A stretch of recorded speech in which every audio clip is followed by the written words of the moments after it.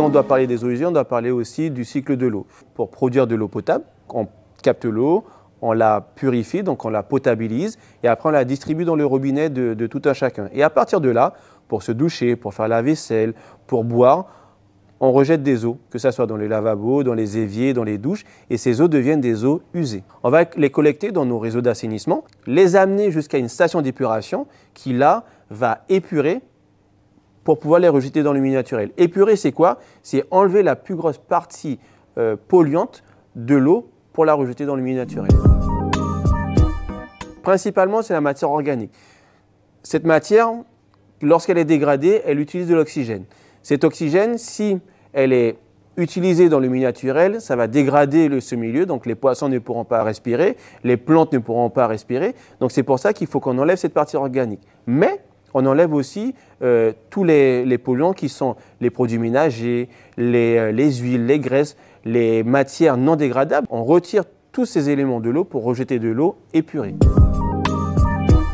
Donc les eaux usées, une fois traitées, sont rejetées dans le milieu récepteur. Donc ça peut être un marécage, ça peut être une rivière, ça peut être un lac. Quand on enlève une partie, il y a une partie qui est valorisable. Cette partie, ce sont les boues. Et les boues sont valorisées en agriculture dans des plans d'épandage qui sont validés par la préfecture.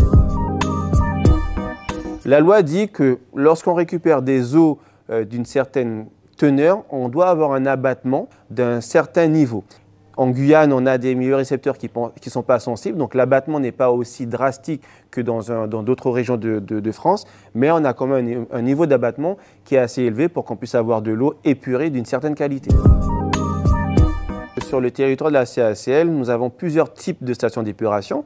Donc on a des boues activées, on a des lagunages, mais dernièrement, on a installé ce qu'on appelle un feed planté de roseaux.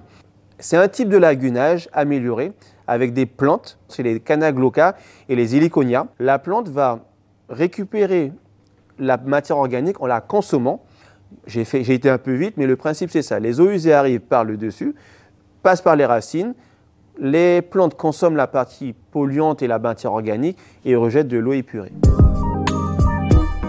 Il faut éviter de jeter dans les toilettes tous les éléments comme les protège-slips, les tampons, les préservatifs, les cotons-tiges, tous les éléments en fait qui ne sont pas biodégradables. Même si c'est marqué sur la boîte biodégradable, il ne faut pas les mettre dans les toilettes. Les toilettes ne sont pas des poubelles. La CACL, en partenariat avec l'Office de l'eau, met à disposition de l'administré des subventions. Si l'administré se trouve sur un réseau d'assainissement collectif, il y a des subventions qui sont disponibles entre 2 500 et 6 000 euros, donc c'est des conditions de revenus. Et du côté de l'assainissement non collectif, là, ça va de 6 000 à 9 000 euros. Donc, il y a un dossier à constituer, mais quel que soit, je répète, quel que soit le niveau de revenu, l'administré a droit à une subvention et on encourage les personnes à venir le faire parce que le processus se termine en décembre 2024 et il y a encore des fonds à récupérer.